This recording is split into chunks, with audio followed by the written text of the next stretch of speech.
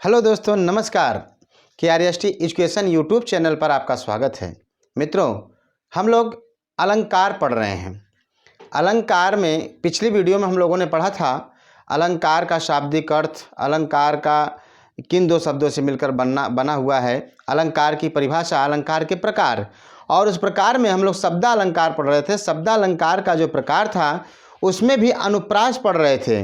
और उस अनुप्रास में हम लोगों ने पिछली वीडियो में 3 अलंकार पढ़ चुके थे। हम लोगों ने 3 अलंकार पढ़ चुका था। अब उसमें चौथा है श्रुत्यानुप्रास अलंकार। तो हम लोग जो अध्ययन कर रहे हैं अलंकार का, इसमें भी अलंकार में कौन सा पढ़ रहे हैं? अनुप्रास। अनुप्रास अलंकार। अनुप्रास अलंकार। इस अनुप्रास अलंकार में हम लोगों ने पढ़ा था छेकानुप्रास, वृत्त्यानुप्रास और लाटानुप्रास। छेकानुप्रास, वृत्त्यानुप्रास और लाटानुप्रास, 3 अनुप्रास अलंकार पढ़े थे। आज हम लोग पढ़ेंगे चौथा अलंकार श्रुत्यानुप्रास अलंकार।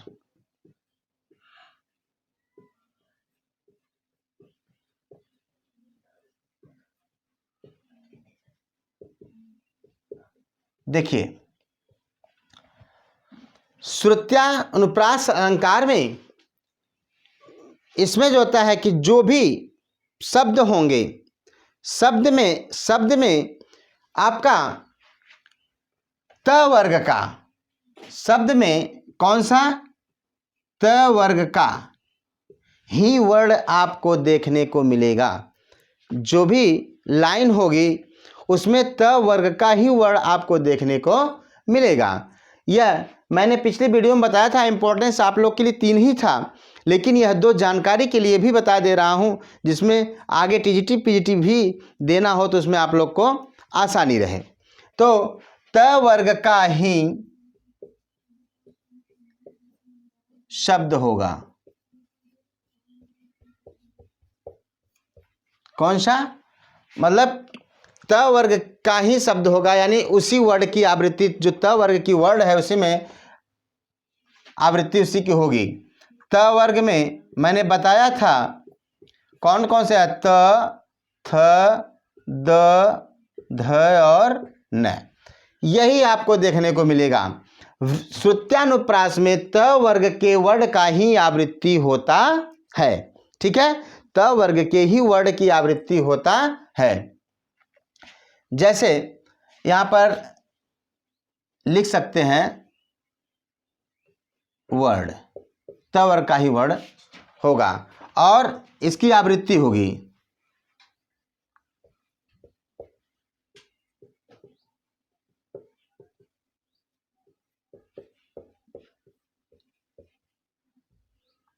ठीक है, जैसे दिनांत था, दिनांत था। थे दीनानाथ, थे दीनानाथ डूबते, थे दीनानाथ डूबते। सधेनु, सधेनु आते गृह, ग्वाल बाल थे, ग्वाल बाल थे। ठीक है, दीनांत था, थे दीनानाथ डूबते, सधेनु आते गृह, ग्वाल बाल थे। कहने का मतलब, सबसे पहले आपको यह ध्यान देना है कि मैंने बताया है त वर्ग का ही वर्ण आएगा, उसी की आवृत्ति होगी। त वर्ग में त, थ, द, ध, न आते हैं और इसमें दिनांत था द। ठीक है, तो द है, थ है, थ है, द है, फिर ड, तथ द न डूबते, दिनांत डूबते, सधेनु आते गृह, ग्वाल बाल। अर्थात इसमें देखने को मिला आपको कि त थ द ध न। तो इसी वर्ड की आवृत्ति आपको मिल रही है। ठीक है, तो अब यहीं से आप कहेंगे सर यह शब्द हमेशा कहीं ना कहीं मिल ही जाएगा। इसीलिए मैं कह रहा था कि 97% आपका जो अनुप्रास अलंकार सभी दोहा, सभी छंद कहीं भी देखेंगे तो देखने को मिलेगा। तो इस तरह से आपका श्रुत्यानुप्रास समाप्त हुआ। आइए अब देखते हैं अंत्यानुप्रास, पांचवा आपका है अंत्यानुप्रास। अंत्यानुप्रास अलंकार। अब देखिए अंत्यानुप्रास में क्या होता है, किसी भी दोहा होगा या कोई भी पंक्ति होगी आप उसको लेंगे, उसमें आपका जो वर्ण है अंतिम पद का जो अंतिम वर्ड होगा, सभी लाइनों का अंतिम वर्ड रिपीट करेगा, यानी कि उसी को दो बार आएगा, वही वर्ड आएगा बार बार। जैसे एग्जाम्पल में हुआ, बड़ा हुआ तो क्या हुआ जैसे पेड़ खजूर, पंछी को छाया नहीं फल लागे अति दूर। र आया ना, तो उधर खजूर र आ गया, इधर दूर र आ गया। ठीक है, जैसे होता चरण धरत चिंता करत, चितवत चारहु ओर। र आया है, देखिएगा, चरण धरण चिंता करत, चितवत चारहु ओर, सुबरन को खोजत फिरे कवि व्यभिचारी और चोर। र आया। तो वर्ण जो होते हैं अंत में आपको देखने को मिलेगा। तो इसमें आप देंगे कि अंतिम अक्षर, अंतिम अक्षर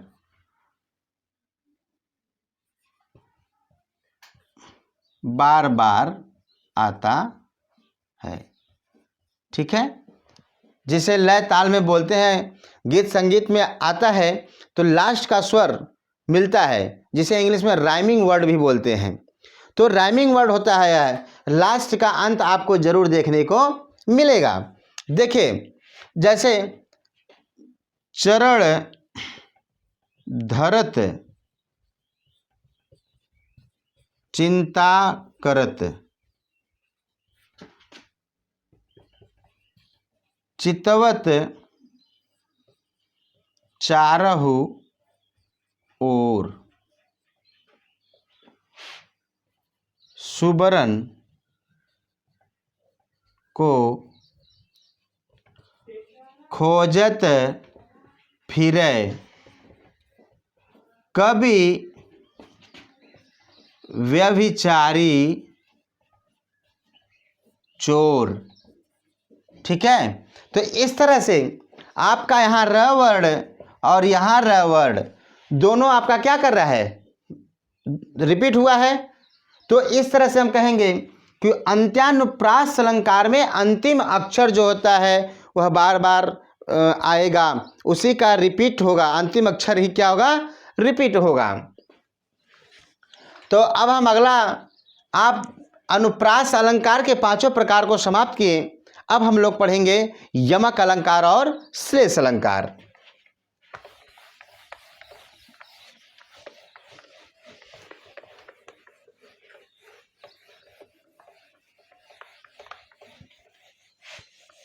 देखिए अनुप्रास के बाद आपका दूसरा आ गया यमक अलंकार। यमक अलंकार, ठीक है। यमक अलंकार में आता है जहां पर कोई शब्द दो या दो से अधिक बार आए, जहां पर कोई शब्द दो या दो से अधिक बार आए परंतु अर्थ क्या हो, दोनों का अर्थ अलग हो। जहां पर कोई शब्द दो या दो से अधिक बार आए परंतु उसका अर्थ क्या हो, अलग हो, दोनों का अर्थ क्या हो, अलग हो, तो उसे हम क्या कहते हैं, यमक अलंकार कहते हैं। तो यहां पर लिखेंगे जहां पर कोई शब्द दो या दो से अधिक बार आए।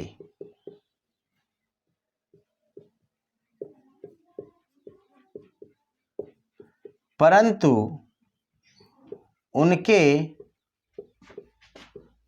अर्थ क्या हो? भिन्न हो। परंतु उनके अर्थ क्या हो? भिन्न हो। ठीक है, तो वहां पर क्या कहलाएगा? यमक अलंकार कहलाएगा। जैसे एग्जाम्पल लेते हैं, तरड़ी के ही संग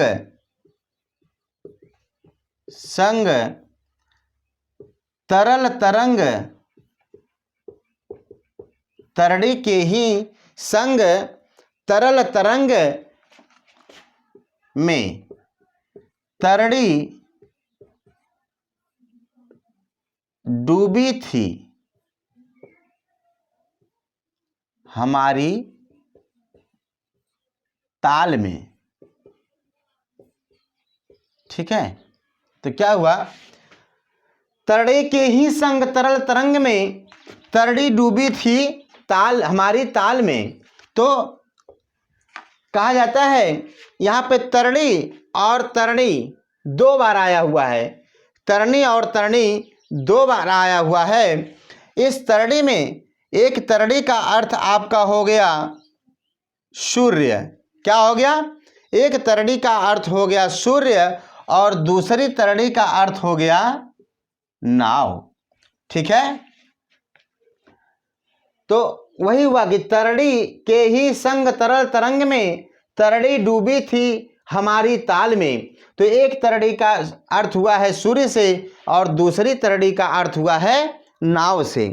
तो इसमें अकॉर्डिंग टू आपके अलंकार, यमक अलंकार के अनुसार क्या कह रहा है? जहां पर कोई शब्द दो या दो से अधिक बार आए परंतु उनके अर्थ क्या हो? भिन्न हो। तो दो बार आया है और लेकिन दोनों के अर्थ क्या है? भिन्न है। तो इसलिए यहाँ पर क्या देखा जाएगा? यमक अलंकार एक बहुत प्रचलित है, बहुत प्रचलित अलंकार वो है। उदाहरण देखिए क्या है प्रचलित उदाहरण, जैसे कनक कनकते सौ गुनी, कनक कनकते सौ गुनी मादकता अधिकाय, मादकता अधिकाय। और क्या? या खाए बौराए जग या पाए बौराए। कनक कनकते सौ गुनी मादकता अधिकाय, या खाए बौराए जग या पाए बौराए। तो कहने का मतलब कनक और कनक दो बार आया हुआ है परंतु दोनों का अर्थ क्या है? अलग है। एक कनक माने धतूरा और एक कनक माने सोना। कहने का मतलब कि यदि इंसान धतूरा भी खा लेगा तो भी बौरा जाएगा, यदि सोना भी अधिक पा जाएगा तो क्या हो जाएगा? बौरा जाएगा, पागल हो जाएगा। तो यहाँ एक कनक माने सोना और एक कनक माने क्या होता है? धतूरा। ठीक है, तो समझ में आ गया कि वर्णों की जो आवृत्ति तो हुई है, शब्दों की आवृत्ति, लेकिन दोनों के अर्थ क्या है? अलग अलग है। दोनों के अर्थ क्या है? अलग अलग है। आइए अगला देखते हैं। शब्दालंकार का जो अंतिम अलंकार है, शब्दालंकार के प्रकार में जो अंतिम है वह श्लेष अलंकार है। क्या है? श्लेष अलंकार है। यहां पर आप लोगों ने देखा श्लेष अलंकार, आप लोगों ने यमक में देखा कि कोई शब्द दो या दो से अधिक बार आ रहा है लेकिन उसके अर्थ क्या हो रहे हैं? अलग अलग हो रहे हैं। लेकिन यहां पर क्या है? कोई शब्द एक ही बार आएगा, कोई शब्द एक ही बार आएगा परंतु वह अर्थ, उसका जो अर्थ होगा अलग अलग होगा। उसमें कोई शब्द दो या दो से अधिक बार आ रहा था और अलग अलग अर्थ था। इसमें कोई शब्द एक ही बार आएगा और उसका अर्थ क्या होगा? अलग अलग होगा। जहां कोई शब्द एक ही बार आए, परंतु अर्थ क्या हो, अलग अलग हो।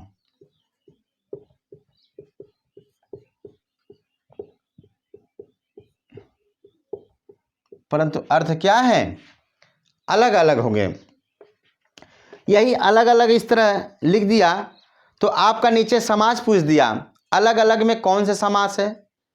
तो अब यहाँ पे आप सोचेंगे कि योजक चिन्ह लगा है तो द्वंद्व हो सकता है, लेकिन नहीं, द्वंद्व का मतलब होता है दोनों एक दूसरे के विपरीत होंगे। तो यह अलग अलग आपका चला जाएगा किसमें, अव्ययी, अव्ययी भाव समास में हो जाएगा।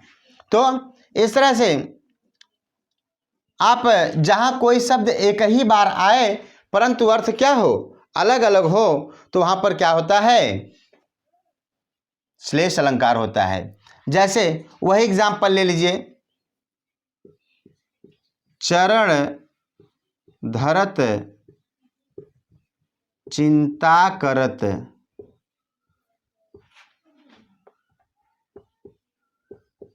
चितवत चारहु ओर।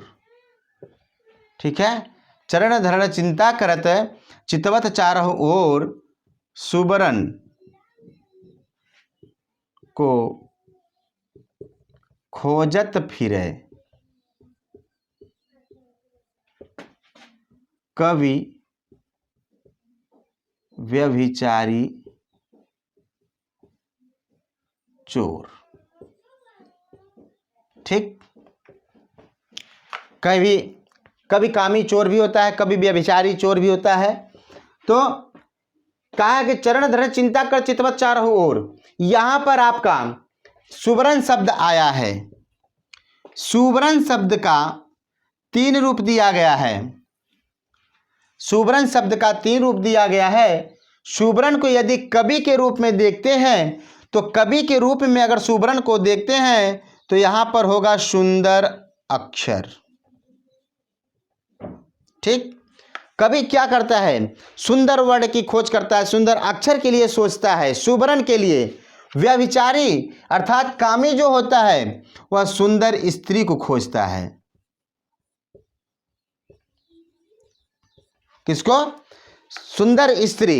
यदि आप व्यभिचारी के दृष्टि से देखेंगे तो इस सुवर्ण का अर्थ होगा सुंदर स्त्री, और चोर के दृष्टि से देखेंगे तो वह सुंदर वस्तु की तलाश करेगा। किसकी, सुंदर वस्तु की तलाश करेगा।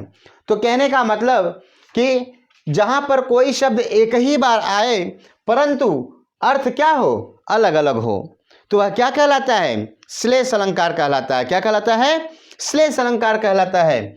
जैसे आपको बताया मैंने, चरण धरत चिंता कर चितवत चारहु ओर, सुवर्ण को खोजत फिरे कवि व्यभिचारी चोर। अब यहां पर सुंदर शब्द सुवर्ण का अर्थ है कवि के रूप में लेते हैं तो वह सुंदर अक्षर, सुंदर पंक्ति, सुंदर वर्ण का खोज करता है, और यदि व्यभिचारी के कामी के रूप में लेते हैं तो सुंदर स्त्री का खोज करता है, और यदि चोर के रूप में लेते हैं तो वह सुंदर वस्तु का खोज करता है। ठीक है, तो अर्थ अलग अलग हो गया। और देखिए, जैसे अजो तरोना ही रहेगा श्रुति सेवत इक रंग। देखिएगा, अजो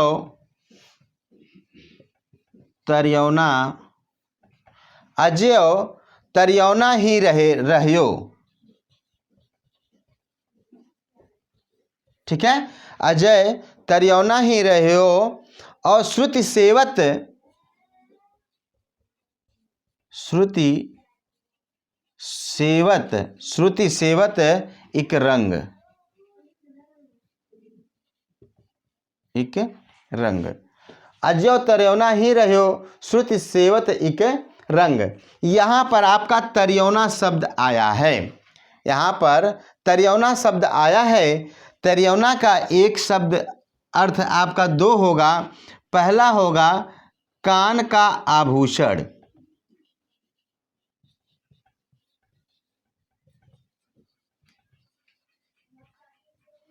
तरियौना मतलब होता है कान में पहना जाने वाला एक प्रकार का आभूषण होता है। और दूसरे तरेौना का होता है कमतर स्थान।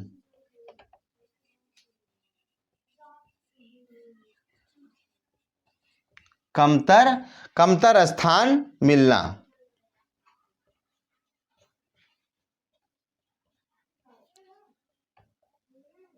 ठीक है, तो यह क्या हुआ कि श्लेष अलंकार में देखा कि जहाँ कोई शब्द एक ही बार आए परंतु अर्थ अलग अलग हो, वहाँ श्लेष अलंकार होता है। और इसमें यह देखा गया कि 2 एग्जाम्पल मैंने बताया, चरण धरण चिंता कर चितवत चारों ओर, सुबरन को खोजत फिरे कवि व्यभिचारी चोर। इसमें आपको सुंदर सुबरन का अर्थ आ गया कवि के रूप में सुंदर अक्षर, व्यभिचारी के रूप में सुंदर स्त्री, और सही, और चोर के रूप में सुंदर वस्तु। और देखने को मिला अजौ तरेौना ही रहियो श्रुति सेवत इक रंग। इसमें आपको देखने को मिला कि तरेौना मतलब होता है कान का आभूषण और तरेौना मतलब होता है कमतर स्थान। तो ये हम लोगों ने पढ़ा शब्दा अलंकार के बारे में। आपसे उम्मीद करता हूँ कि है आपको शब्दा अलंकार के बारे में जितना भी मैं पढ़ाया आपको समझ में आया होगा। लेकिन मैं एक ही चीज़ देख रहा हूं मित्रों कि वीडियो के सब्सक्राइबर्स नहीं बढ़ रहे हैं। मैं आपसे बार बार कहता हूं कि वीडियो लाइक और सब्सक्राइब जरूर करें और शेयर भी करें, जिससे कि आपके मित्रों तक यह नोटिफिकेशन हमारे वीडियो का पहुंचता रहे और आप लोग इस वीडियो के माध्यम से जानकारी प्राप्त करते रहें। धन्यवाद।